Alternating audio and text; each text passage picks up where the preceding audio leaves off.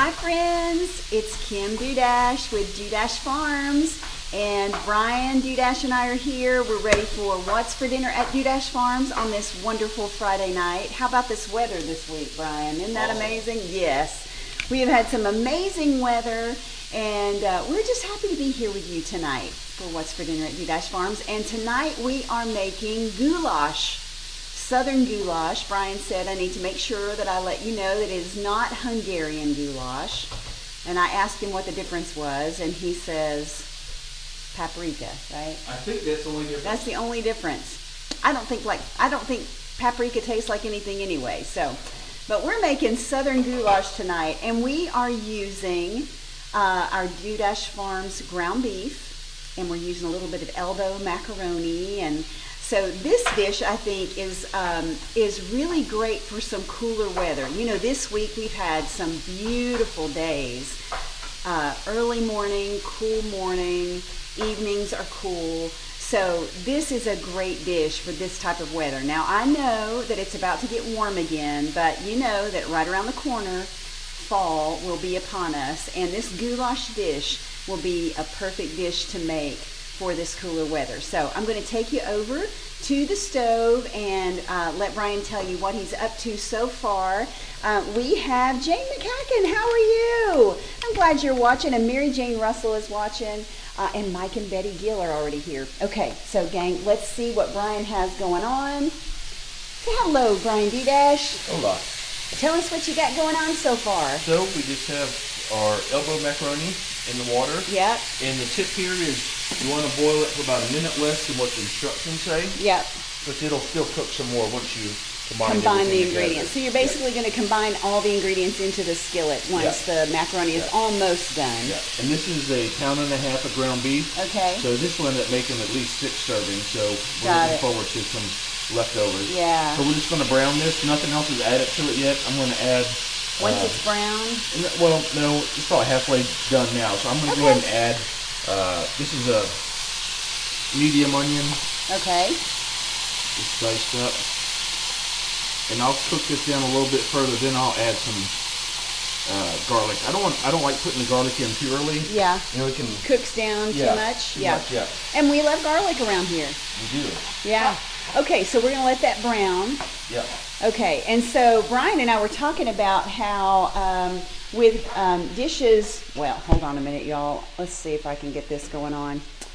Technology is great when you know how to use it, isn't it? So Brian and I were talking about how this goulash dish is one of those dishes that tastes better the day after. So it's a great leftover type of meal. So this is a great recipe to do in the middle of the week if you're super busy. I know a lot of you have kids in school, football games, games on the weekends, practice every night, right? So this is really a good dish to make. You want to make a little bit more than you would eat in one serving and have it available for the next day.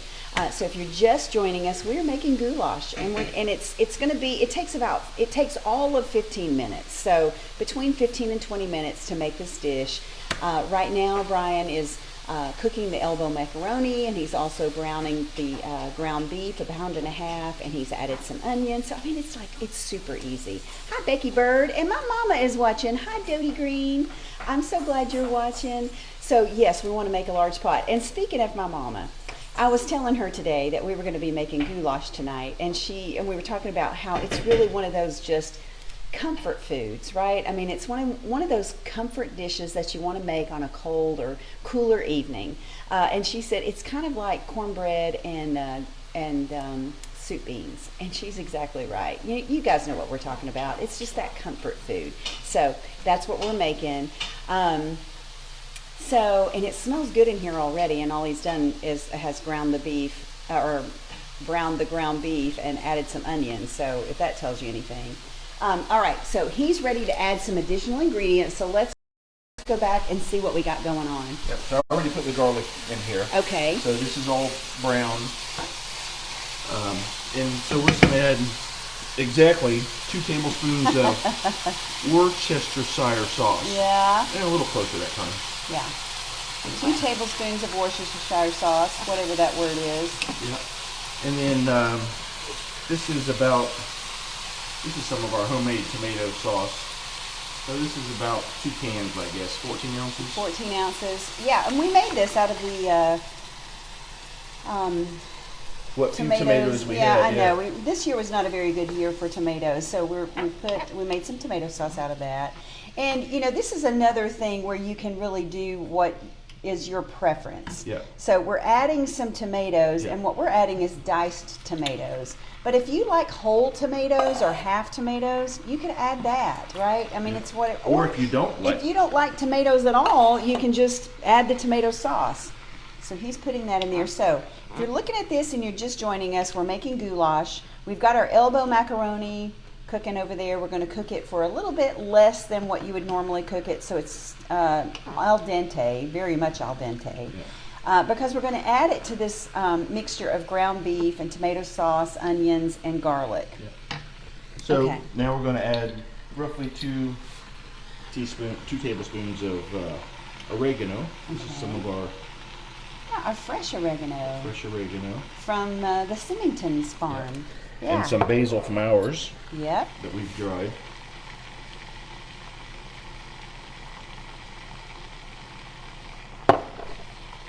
And then we'll just add a little salt and pepper. Yeah.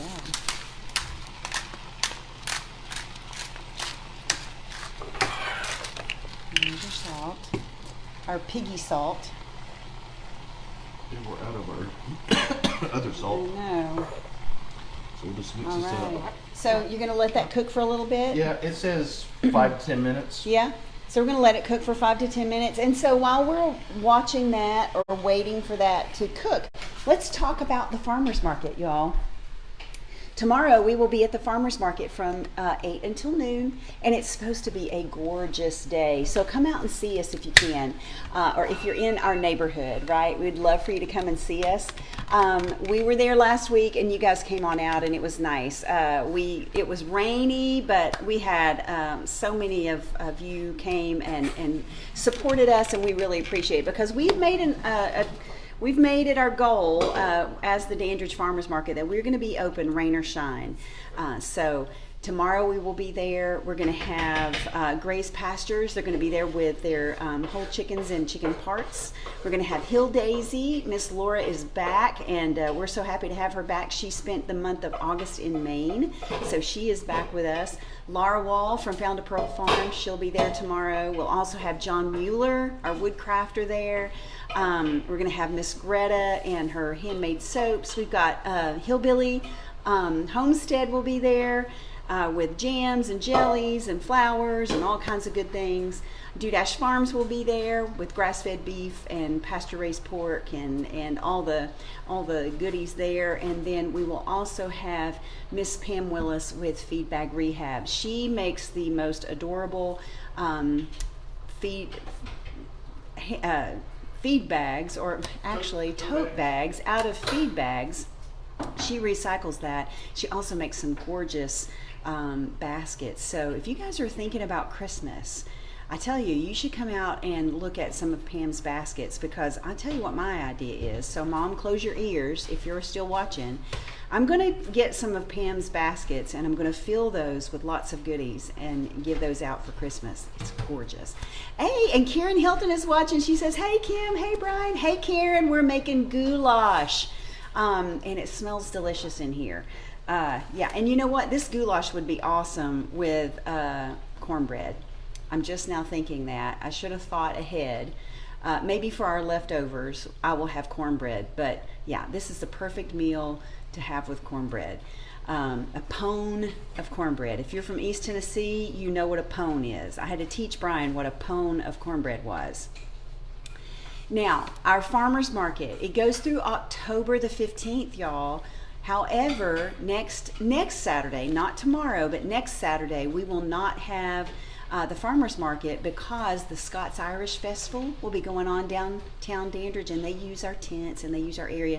So we will not be there next Saturday. So don't mistake that as being our last Saturday. We will be there in October, 3 Saturdays in October. So the first, I think it's the 8th and the 15th. So don't forget us. And we'll have some fall vegetables, we'll have pumpkins, we'll have everything. So don't count us out. And Karen says, next time I come, I'm hoping to have perfected my buttermilk biscuits. Karen, I just learned how to make the perfect buttermilk biscuits this year.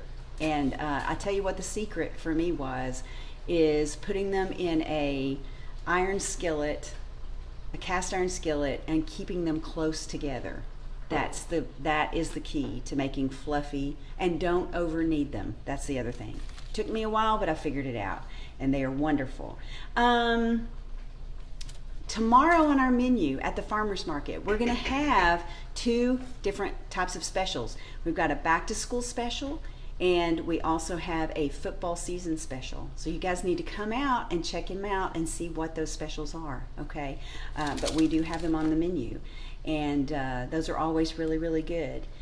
And don't forget that our product, if you miss the market tomorrow, you can come out to Martha's Market in downtown Dandridge. They carry our products now, y'all. So come on out to Martha's Market. And if you haven't visited Martha's Market, you need to come out anyway. That is the neatest little place.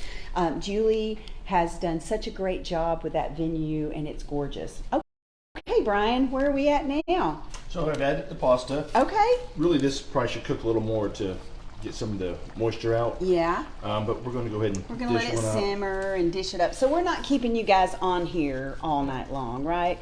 Karen says, that's it. Yeah, I mean, that's the secret, Karen. It just took me a while. I was trying to like knead the heck out of that biscuit dough, and then putting them on a cooking sheet. They're like hockey pucks. So you got to put them in your cast iron skillet, and you got to keep them close together. And you can't knead those suckers too much. And if you're wondering what we're talking about, it's our buttermilk biscuits. Okay, so now y'all, you can top this goulash with the cheese of your choice.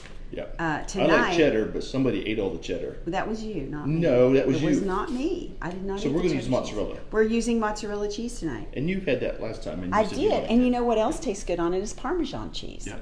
So whatever cheese you like. of your choice, Yeah. or whatever you have, right? And so this is what it looks like. So the recipe does say you can either, like combine the cheese in there, or you can put it on top. Top it, and even top it in the pan and put it in the oven. So it's whatever you choose. Yeah. So this is the simplest, easiest. Yeah, and you guys, this is going to be delicious. We actually had this last week, and it was amazing. And like I said, it's better when you let it sit overnight. So it'll be even better tomorrow. So while we're watching UT football and then Florida football, we'll be probably having goulash, right? Yeah. So that's it. Y'all, let's see if we have anything else. We've got several people. Y'all, thanks for watching tonight. We really enjoy doing this with you guys. And the recipe will go out over the weekend. So you will have the recipe for this goulash before the weekend is out. So yeah, so I think we're going to go ahead and have dinner. But thank you so much for watching, and we will catch you next week. Even though... Let's eat. Yeah. Even though we won't have the farmer's market on the 24th, we will still do What's for Dinner at Goulash Farms. Or, no, we won't. We'll be gone. We will not. I got to get my stuff together. We will not have What's for Dinner at Goulash Farms next week. And we won't have the farmer's market next week. So come out and see us tomorrow. But they can go to Martha's Market. You can go to Martha's Market. That's right. We will make sure they are fully stocked. Y'all, we love you for watching, and we will catch you at the farmer's market tomorrow or next time on What's for Dinner at Goulash Farms. Thanks. Bye.